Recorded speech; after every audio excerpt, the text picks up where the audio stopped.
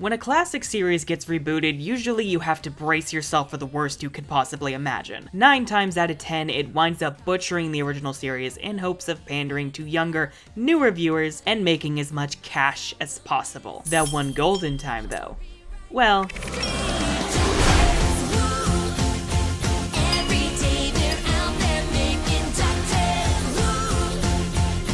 And today, we're gonna see if it really is all it's quacked up to be. No, I am not sorry. Spoilers beware! Seems they're headed for the final curtain.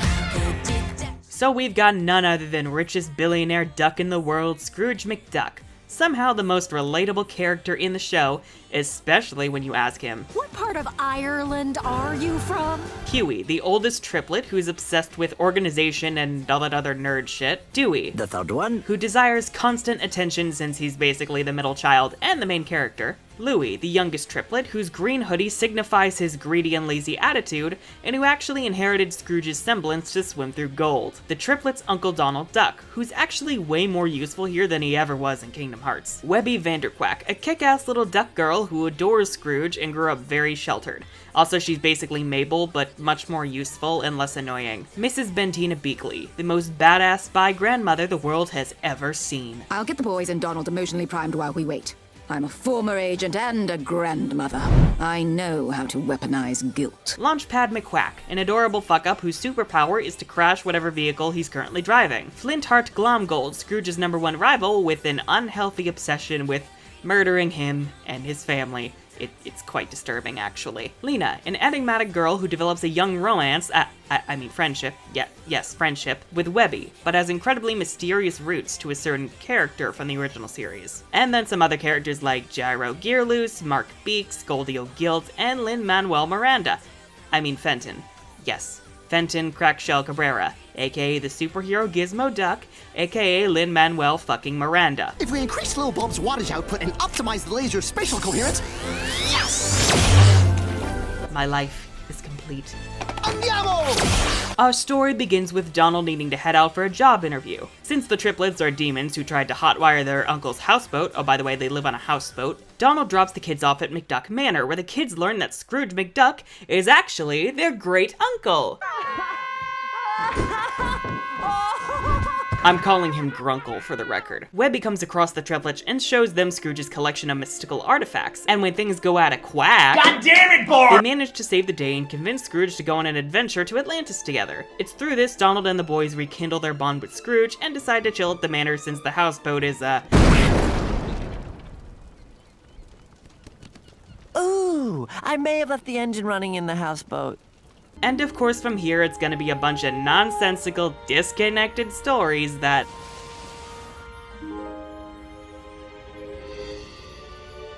Mom? Holy shit, there's an overarching story! This is officially Avatar with ducks! Over the course of the season, Deborah! Over the course of the season, Dewey and Webby investigate the mysterious disappearance of the triplets' mother Della, whom Donald and Scrooge have refused to talk about for years. Let's hope she doesn't end up like a certain Raven mother. There is no beating Salem. Fuck off! Once Huey and Louie learn the truth, they pitch in, and shortly thereafter we learn the full truth. Major spoilers ahead. Major. Fuck off, fuck off. Fuck off, fuck off means fuck off, fuck off. So Della was an adventurer with Scrooge and Donald, but Della snatched a rocket ship called the Spear of Selene Scrooge had created for her in secret right after the triplets were lain. They're ducks, remember? But a cosmic storm caused Della to disappear, and despite Scrooge's best efforts, she hasn't been heard from since, and is presumed dead. The triplets are furious in the shock, and Scrooge regresses back to his old antagonistic self after being attacked while vulnerable. And this clash leads to the triplets, along with Launchpad, Mrs. Beakley, and Webby, all chilling on Donald's recently repaired houseboat, while Scrooge is content to remain in the manor, bitter as all hell. And I swear I'm not crying over a show about talking ducks. Well, you've successfully pushed your family and everyone who cared about you away. Again. I hope you're happy. I am. I'm crying because this review is finally fucking fucking done after all these weeks. During all of this, Lena has been working for the infamous sorceress Magica Dispel, whose body is currently sealed away. Lena is Magica's shadow given sentience, and she's been used as a minion for Magica to get her revenge on Scrooge. Lena, however, developed a genuine bond with Webby, and when she tries to fight back, she's fully possessed. Magica takes advantage of Scrooge's vulnerability and takes the #1 dime she was sealed in, resulting in... Oh my god, she's maleficent as a duck with Bill Cipher eyes. The Shadow Queen, behold again! I never knew I needed this in my life. All hail the Shadow Queen. Hello, Scroogey. I've missed you.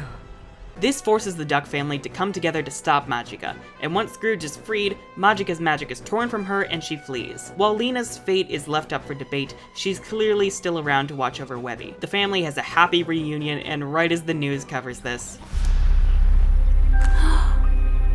Boys? Alright, Disney, this is just cruel. Where is season 2? Like the original series, 2017 DuckTales is all about fun, episodic adventures, which is the perfect approach given the original series did wonders for animated series first being put into syndication. You still have quick episodes with interesting stories, mostly to do with supernatural or over-the-top enemies, treasures, or what have you. However, modern DuckTales uses this to integrate an overarching story, similar to more modern animated series like Steven Universe, Star vs. the Forces of Evil, etc. Both stories about Della Duck and Magica Dispel progress over the course of the first season, with moments of genuinely intense emotion and suspense, and both are weaved together into the climactic finale. While some have argued that the more low-key approach of the new series makes it not as interesting as the original, I beg to disagree. This low-key approach, or as Scrooge puts it, We've got a pretty low-key day planned. allows us to better get to know the characters before they're thrown into the chaos. We can't care about them fighting aliens bent on destroying the planet when we don't even care about them fighting Ma Beagle in a ball pit, after all. Not to mention this keeps the show from jumping the shark early on, saving bigger adventures for later in the series. One aspect of the show I adore are the characters, and the way the triplets are written really deserves praise. Huey, Dewey, and Louie are no longer a hive mind because I guess twins and triplets all act the same. Each boy not only has his distinguishing color, but his own unique personality and traits. Huey is the nerd, Louie is lazy and loves money, and Dewey is the middle child who wants all the attention, which makes him the perfect vehicle for the main plot of the story. Yet even so, they're far more than these surface level traits. They genuinely care about each other and their family, and the scene where Louie reveals his shock over Dewey lying about their mother shows this the best. You kept a secret about Mom. That is not okay. Scrooge, likewise, is amazing and really steals the show. He's a hard-working old man who truly loves his family but has been so badly burned by life that he can't help but push people away to avoid getting hurt again, which is why it hurts so bad to see him regress. Yet it makes perfect sense given he was attacked so mercilessly when he was finally vulnerable. Donald could have easily been made into just a joke, but even though the show relishes in making him suffer constantly, there's much more to this Donald than you might think. He's a burnt-out adventurer who just wants a simple, calm life and cares for his nephews like they're his own. Also, can we just appreciate his normal voice? These ducks don't back down. I feel conflicted. Also, are we sure this version of Donald isn't somehow related to Crow from Ruby? I hoped Donald would break my lucky streak. You know, because he's... Bad luck. A total jinx. The worst! I guess you could call me a bad luck charm. I guarantee there's some relation. Maybe an albatross somewhere. Webby is phenomenal. A lot of people were worried she'd been changed from her original feminine stereotype as the token girl into a stereotypical tomboy, but she's actually really well fleshed out. Webby's the granddaughter of a spy who's been sheltered most of her life, so while she kicks a lot of ass, way more than the boys could ever hope to, she's still very awkward around people and doesn't pick up on most social cues. And she's literally every fangirl ever, and I love her. Let's take a blood oath! Aside from all the other great characters, this show likewise follows the recent trend in Disney projects to include metatextual commentary. Those unaware, metatext refers to a reflection within writing upon writing itself or another text. Whenever 2017 DuckTales makes little jokes or cues that seem like inside jokes about the franchise, that is metatext. Experimental race cars. Lasers! Airplanes? You bet, old friend. But unlike the live-action Disney movies that simply use it to make bank, Lindsay Ellis's video essay on Beauty and the Beast 2017 shows this the best. Oh my god, that movie is trash. How did I ever like that? The same old bread and rolls too slow. DuckTales uses metatext to improve its own story and show fans of the original that it does in fact care about the project. Whereas the live-action remakes use meta jokes and insights to lazily bank off the original like fast food, 2017 DuckTales simply uses it as a spice to make the meal even better. I'm going to be covering the aspect of meta commentary in a future video essay, but for now, enjoy some more meta jokes. Is that like your thing? You're all exactly the same? No way! We're all unique snowflakes! Yeah! He swims in money! I knew it! Since when is Launchpad a pilot? The animation is spectacular. The hand-drawn animation is so crisp, and the art style, based on the style of an old comic book, adds to that nostalgic and adventurous flair of the reboot. I especially love that the opening frames each scene within comic panels. The music is great, but what really takes the cake is Felicia Barton's performance in the new rendition of the classic DuckTales theme song, which I actually prefer to the original. Not to mention, all the actors own their roles. Casting David Tennant as Scrooge was a stroke of sheer brilliance. I was at first unsure of the triplets' voices, but they've definitely grown on me. So all in all, the 2017 reboot of DuckTales is the prime example of how to successfully reboot a classic beloved series while making it even better. Those who skipped the spoilers section, this is totally worth your time. If you have not seen the original or are just very curious to see whether this honors the original, trust me, you won't be disappointed. And if certain Easter eggs and nods are to be believed, and the show continues to be a success, perhaps we'll see a new universe of rebooted Disney classics in this style. Darkwing Duck next, please. And now it's time for our traditional funny moments section. Potential spoilers, by the by.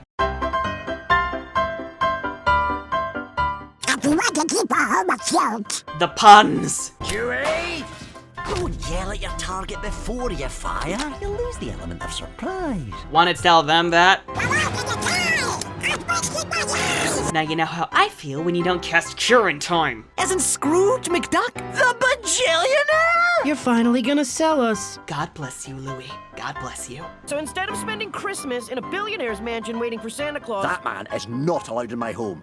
He knows what he did. In the words of Magica Dispel. Wait, what? Honestly, if I included Magica in this, I'd have to include every single line of hers. She needs her own list. She needs her own show, actually. Oh, that's good. Got a pen. Hey, if those are mummies, I'd hate to see daddies, am I right? Not even gonna make a joke. You're not a player, you're a pawn. Webby is Azula confirmed. Tell that to my menu captured in Peking! What? It's part of my character's backstory. Are we friends now? If we say yes, will you let us live? Good one, new best friend. Me making friends. We almost died. We almost died. We're gonna die! I take great care of my family. You avoid us like the plague. Oh, come now. That's unfair to the plague. That's it! Go to your room! I never lived here. We must have more Itos! Rise up against the mighty Tathra! This is the dumbest rebellion I have ever been part of. Thank you, 2017 DuckTales, for reminding us, in the face of oppression and corruption, all you need to rally the people to overthrow the establishment is the promise of a burrito. And last but not least... Who's gonna destroy me? Scrooge? The government? The Unicorn Illuminati? Shit, he's on to us. Scatter!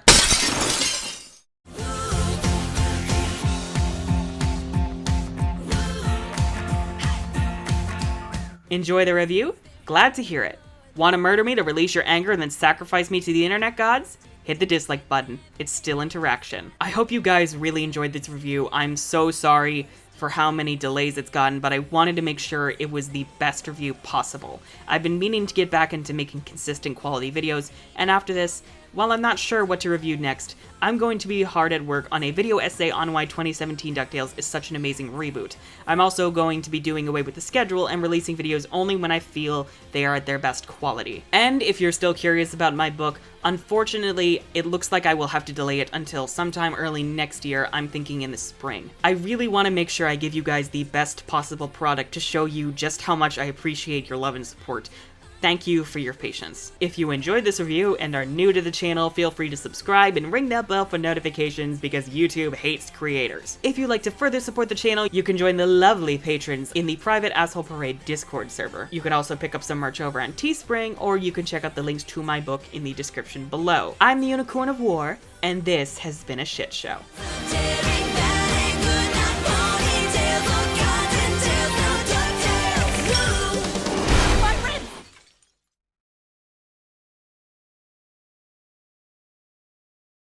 I've been trapped for 15 years. I'm entitled to a full minute of gloating.